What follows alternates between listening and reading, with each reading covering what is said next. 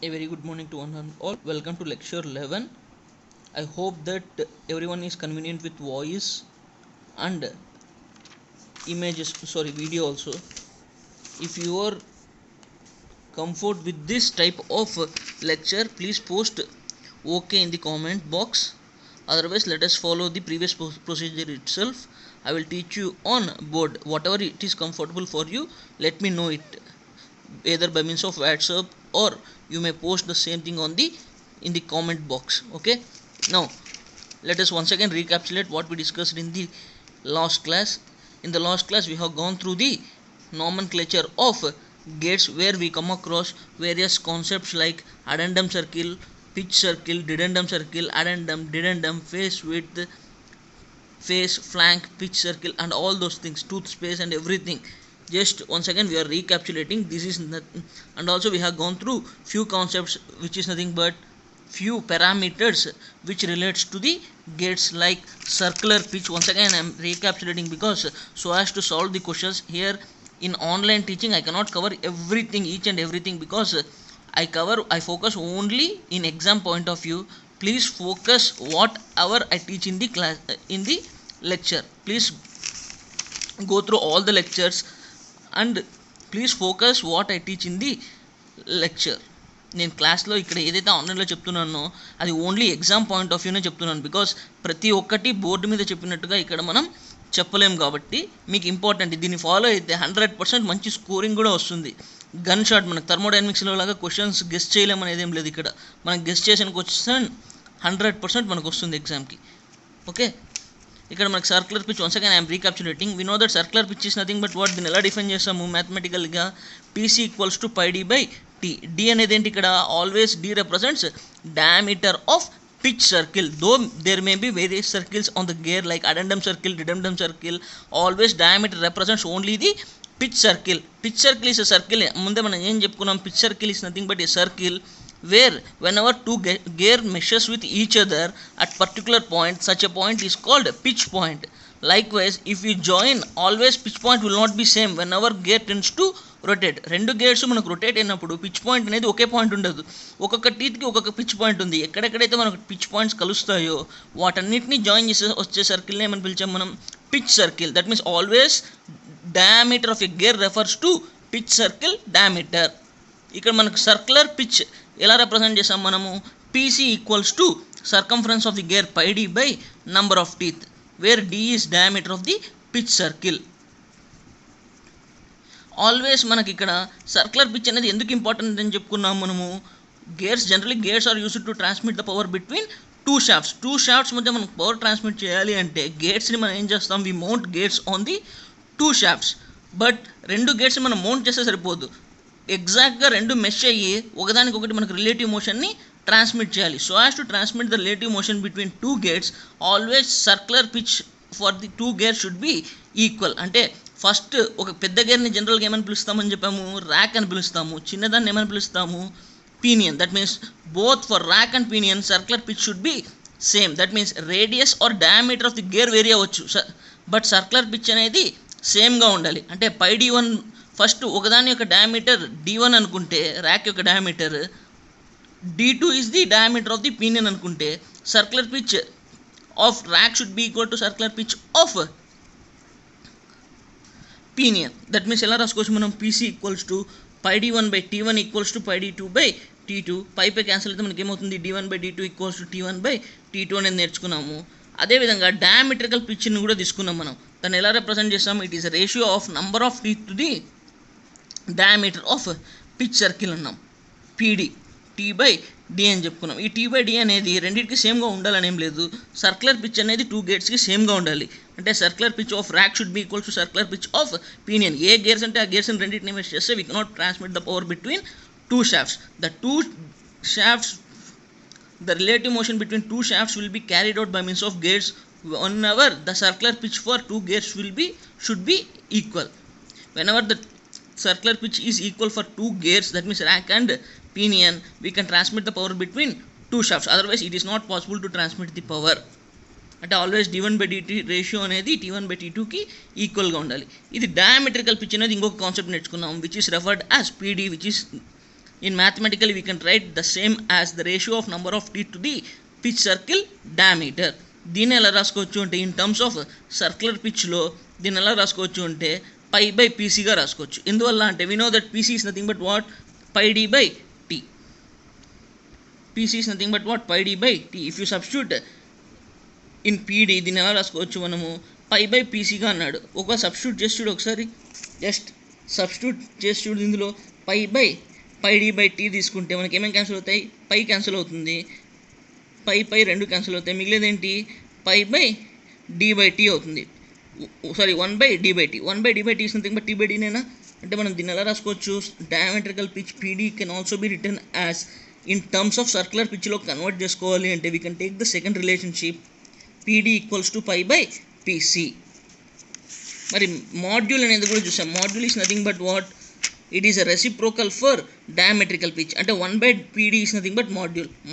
PD అంటే టీ/d అయితే module అంటే ఏంటి d/t. Reciprocal of diametrical pitch is nothing but module. ఈ మూడిటితో పాటు ఇంకోటి ప్రెజర్ యాంగిల్, దాన్ని α అని కూడా మనం రిప్రజెంట్ చేస్తాము. లాటన్ కాలేజ్ ఓపెన్ అయిన తర్వాత ఆ ప్రెజర్ యాంగిల్ అనేది ఏంటి, దానికి సంబంధించిన డెరివేషన్స్ అనేవి చెప్తాను. ఇక్కడ నేను డెరివేషన్స్ ఏదో బుక్లో చెప్పుకుంటూ వెళ్తే it will not reach for you. ఒకవేళ మాకు రీచ్ అవుతుంది సార్ చెప్పండి అంటే నేను చెప్తాను. అది ఏ విషయం అనేది మీరు కామెంట్ బాక్స్లో పోస్ట్ చేయండి. I cover only the important topics. మీరు పాస్ అవ్వడానికి ఇంపార్టెంట్ టాపిక్స్ని నేను కవర్ చేస్తూ సిలబస్ని కంప్లీట్ చేస్తాను.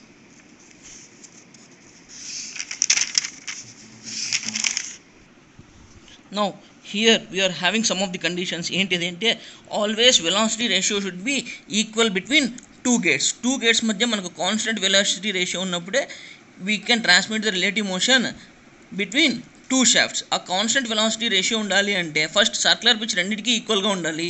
At the same time it has to satisfy some design considerations. అది ఏంటి అనేది we have to derive this expression. Later after this lockdown in the classroom I will solve this derivation. First మీరు topics ఒకటి గుర్తుపెట్టుకోండి, or otherwise I will give you the material, just go through that material. Later after lockdown I will explain you, because this is not important in subject point of view but examination point of view ఇదైతే అంత important అయితే కాదు. ఏవైతే important అనుకుంటున్నానో ఉన్నాయో అవి ఒకటే నేను cover చేస్తాను, so that everybody will get pass in this semester.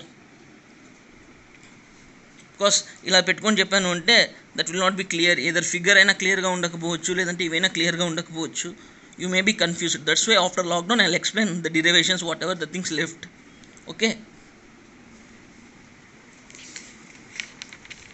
now here the important things. So for మన గేర్ యొక్క నామన్క్లేచర్ చూసాం. అందులో అడెండమ్ అంటే ఏంటి, డిడెండమ్ అంటే ఏంటి, అడెండమ్ సర్కిల్ అంటే ఏంటి, డిడెండమ్ సర్కిల్ అంటే ఏంటి, పిచ్ సర్కిల్ అంటే ఏంటి, ఇవన్నీ బాగానే ఉన్నాయి.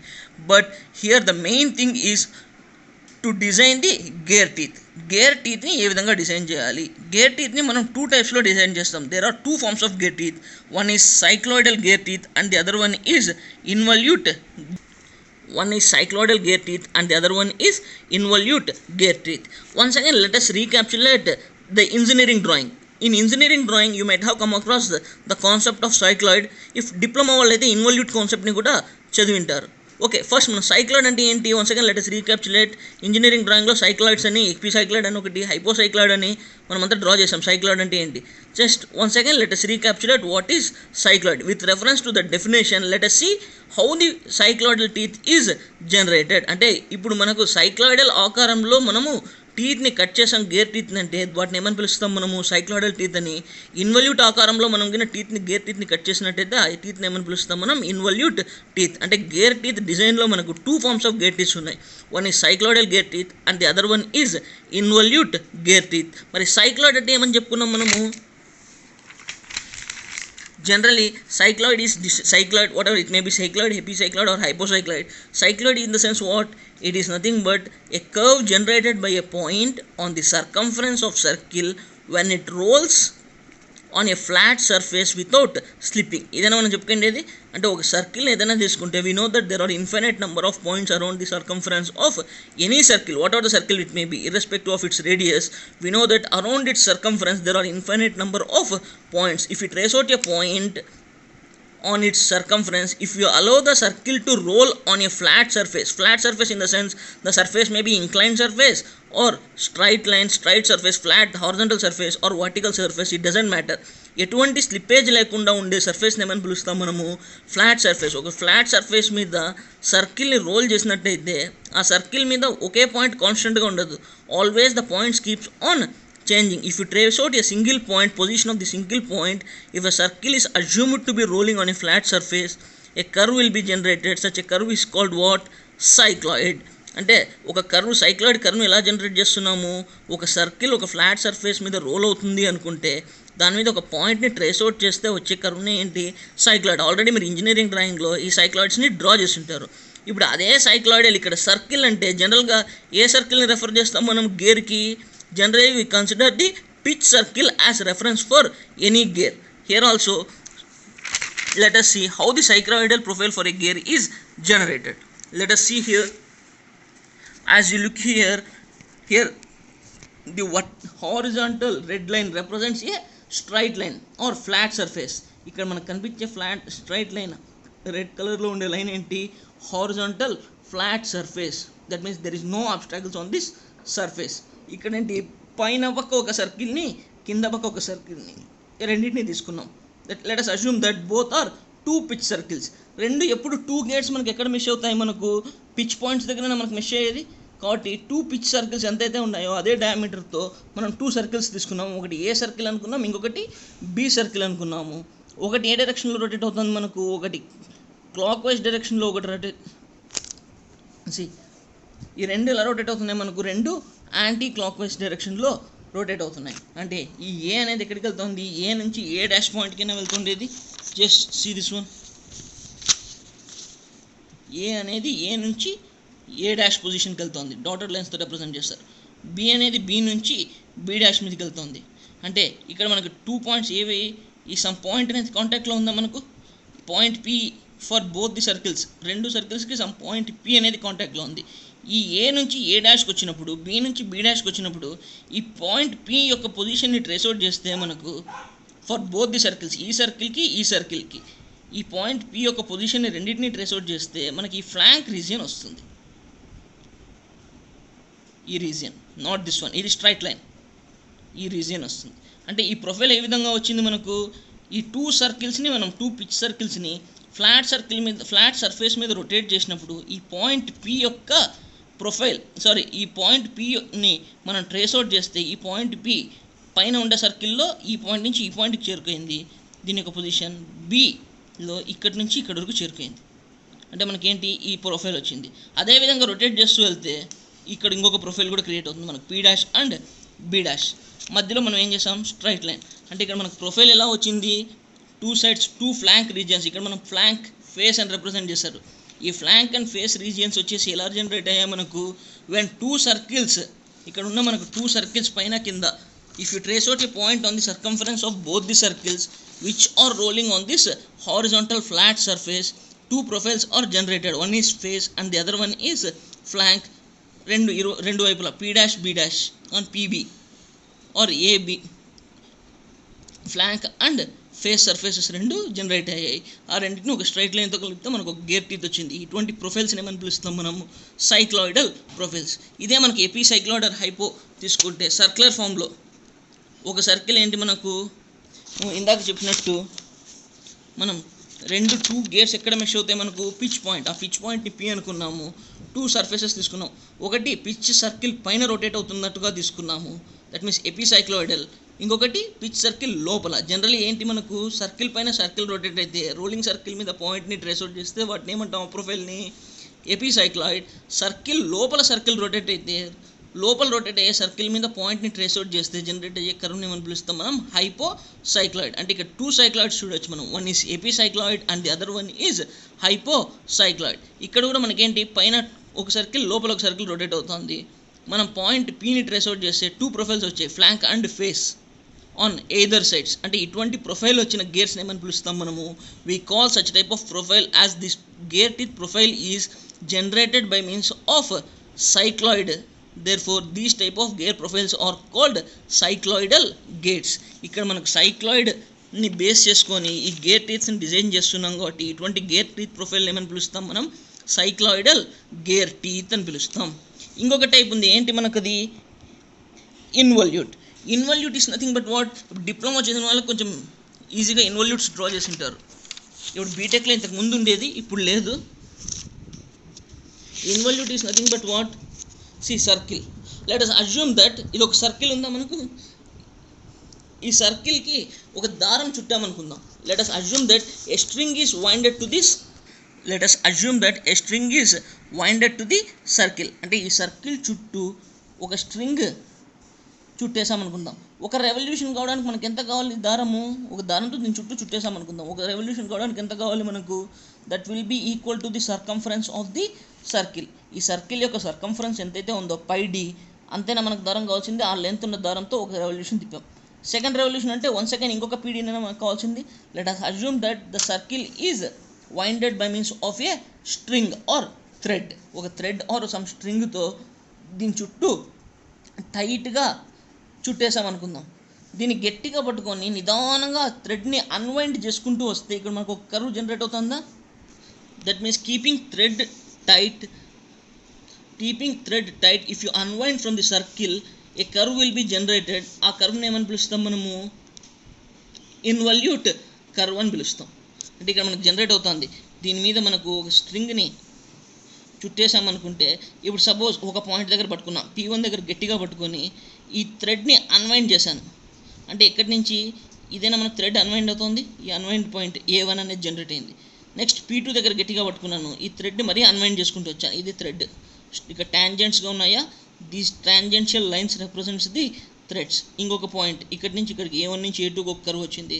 P3 దగ్గర గట్టిగా పట్టుకొని మరీ అన్వైండ్ చేశాను ఈ థ్రెడ్ని. P3 and A3 is a thread. And ఇక్కడ మనకు జనరేట్ అయిన కర్వ్ ఏంటి, A2 నుంచి A3కి జనరేట్ అయింది కర్వ్. నెక్స్ట్ ఇంకొక పాయింట్ P4 గట్టిగా పట్టుకుంటాను, మరీ థ్రెడ్ని అన్వైండ్ చేస్తాను, ఇంకొక కర్వ్ వస్తుంది. అంటే దీని చుట్టూ చుట్టిన థ్రెడ్ని మనం టైట్గా పట్టుకొని అన్వైండ్ చేసుకుంటూ వెళ్తే ఒక కర్వ్ అనేది జనరేట్ అవుతుంది. ఆ కర్వ్ని ఏమని పిలుస్తాం మనము, ఇన్వల్యూట్ కర్వ్. అంటే ఈ ఇన్వల్యూట్ ప్రొఫైల్లో మనకు ఇక్కడ ఒక ప్రొఫైల్ A1, A2, A3 అనేసి జనరేట్ అవుతుందా.